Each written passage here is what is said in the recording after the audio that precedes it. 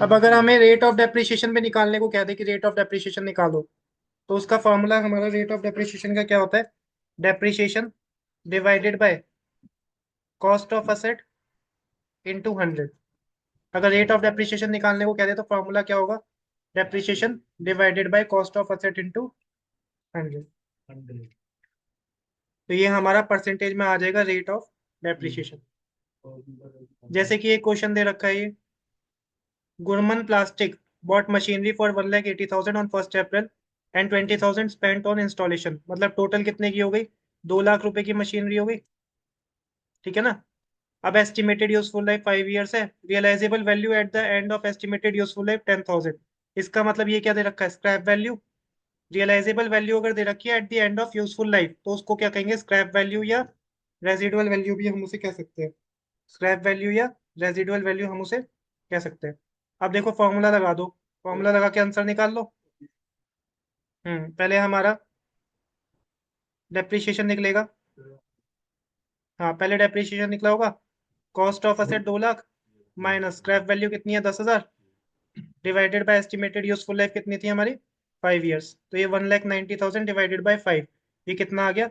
38,000 का तो हमारा आ गया डेप्रिसिएशन। ठीक है, ये निकला था 38,000। अब अगर हमें रेट भी निकालना है तो रेट का फॉर्मूला अभी पता है, depreciation divided by estimate, depreciation divided by cost of asset. Cost of asset 1,80,000 मानेंगे या 2 लाख? 2 लाख इंटू 100, इंटू क्या करेंगे? 100। तो ये हमारा कितना आ तो रहा है? सोलह 19%। परसेंट 19% पर एनम हमारा आ रहा है रेट ऑफ डेप्रिसिएशन। तो ये हमारे दो आंसर्स हो गए।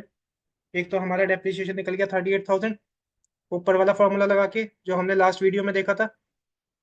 और अब हमारा इस वीडियो में हमने देखा रेट ऑफ डेप्रिसिएशन कैसे निकलता है, 19% का।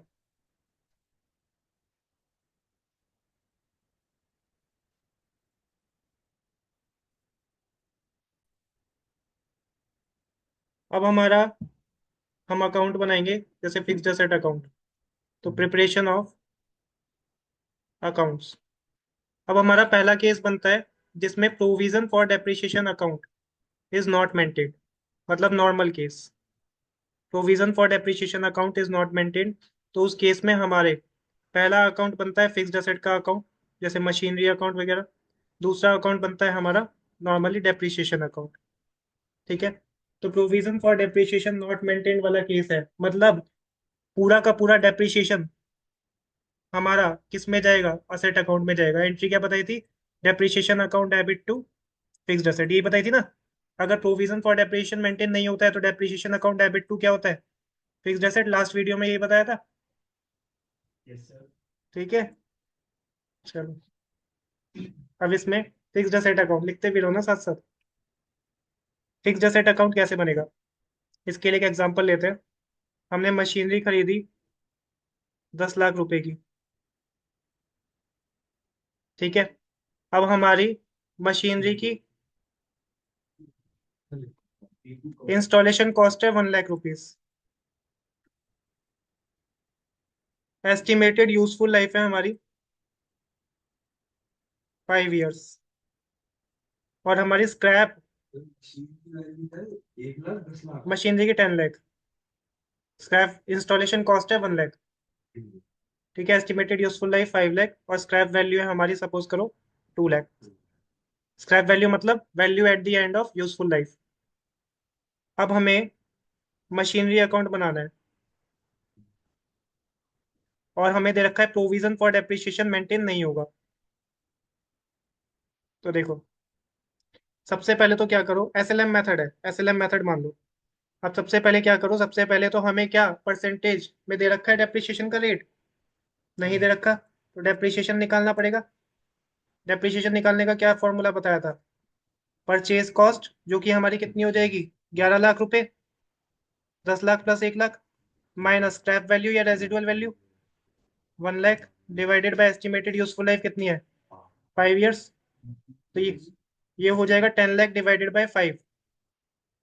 तो हमारा 2 लाख पर एनम क्या लगेगा? डेप्रिसिएशन लगेगा। और एसएलएम है, इसका मतलब हर साल क्या लगेगा? सेम डेप्रिसिएशन लगेगा।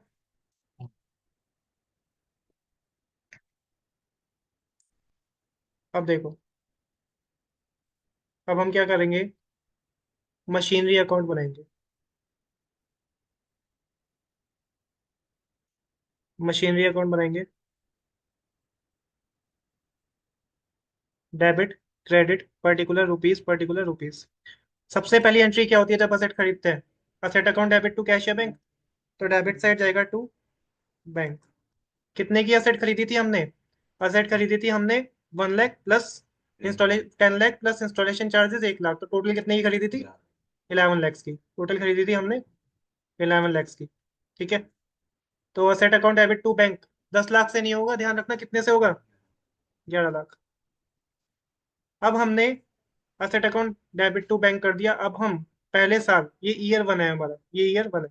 अब हम ईयर वन में क्या लगाएंगे? डेप्रीशिएशन। डेप्रीशिएशन की एंट्री क्या बताई थी? Depreciation account debit to fixed asset होती है। अगर प्रोविजन मेंटेन नहीं होता है तो depreciation debit to fixed asset. तो इसका मतलब असेट में क्रेडिट साइड जाएगा बाय डेप्रीशिएशन। कितना डेप्रीशिएशन था? ये रहा हमारा 2 लाख रुपए का। अब 31 मार्च को कर दो by balance CD, balancing figure कितनी आएगी? 9 लाख रुपीज। टोटल कर दो 11 लाख। 11 लाख। ईयर वन का समझ आया? ये हमारा ईयर वन है, अभी मैंने डेट नहीं लिखी। ठीक है। ये हमारा हो गया ईयर वन। अब क्या करेंगे हम इसके बाद?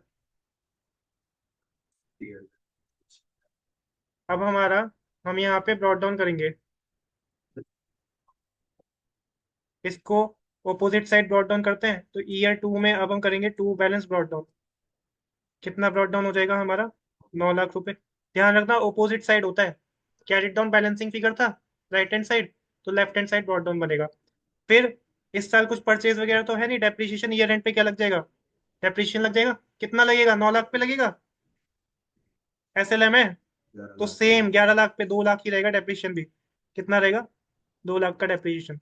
फिर आ जाएगा बाय बैलेंस कैरिड डाउन, कितना आएगा? 9 लाख माइनस 2 लाख। कितनी बैलेंसिंग फिगर आ गई क्रेडिट साइड? 7 लाख रुपए की। फिर टोटल कितना आ जाएगा? 9 लाख। ये समझ आया? ये हमारा ईयर टू हो गया।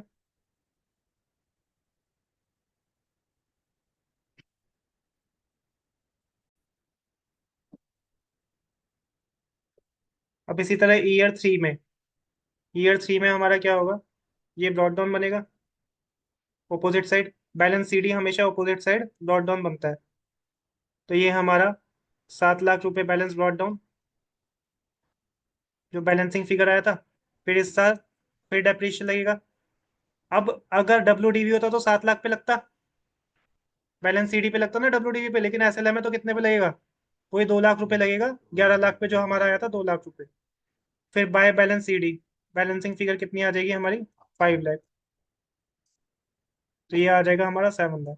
तो मतलब इस तरह से हमारा क्या बन जाएगा? डेप्रीशिएशन अकाउंट बन जाएगा। ईयर फोर और फाइव का अपने आप इस तरह से बना लेना। समझ आया? तो एसएलएम के केस में ध्यान रखना, हमारा डेप्रीशिएशन सेम लगता है हर साल, और प्रोविजन मेंटेन नहीं हो रहा है तो डेप्रीशिएशन हमारा यहाँ पर जाता है, असेट अकाउंट में क्रेडिट साइड डेप्रीशिएशन जाता है। अगर प्रोविजन मेंटेन नहीं होता है, अगर प्रोविजन मेंटेन होगा तो डेप्रीशिएशन नहीं जाएगा, लेकिन प्रोविजन मेंटेन नहीं है तो डेप्रीशिएशन नॉर्मली जाएगा। समझ आया? अब अगर हमें डेप्रीशिएशन अकाउंट बनाना है, तो डेप्रीशिएशन अकाउंट कैसे बनाएंगे?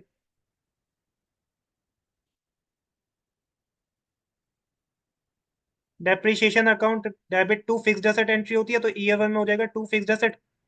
टू मशीनरी कितना लगा था? 2 लाख। और फिर मैंने एंट्री बताई थी लास्ट वीडियो में, P and L debit to depreciation, तो बाय पी एंड एल कितना चला जाएगा? 2 लाख। इसमें बैलेंस सीडी बैलेंस बीडी कुछ नहीं होगा डेप्रीशिएशन में। ठीक है। फिर हमारा ईयर टू में डेप्रीशिएशन टू मशीनरी कितना? 2 लाख। और P and L to depreciation क्योंकि पी एंड एल में जाता है, तो by profit and loss account 2 lakh. इसी तरह से 5 साल तक हमारा सेम बनेगा। To machinery debit side 2 lakh, और by P and L credit side कितना आ जाएगा? 2 लाख रुपए। तो ये बन गया हमारा डेप्रीशिएशन अकाउंट जब प्रोविजन मेंटेन नहीं हो रहा है।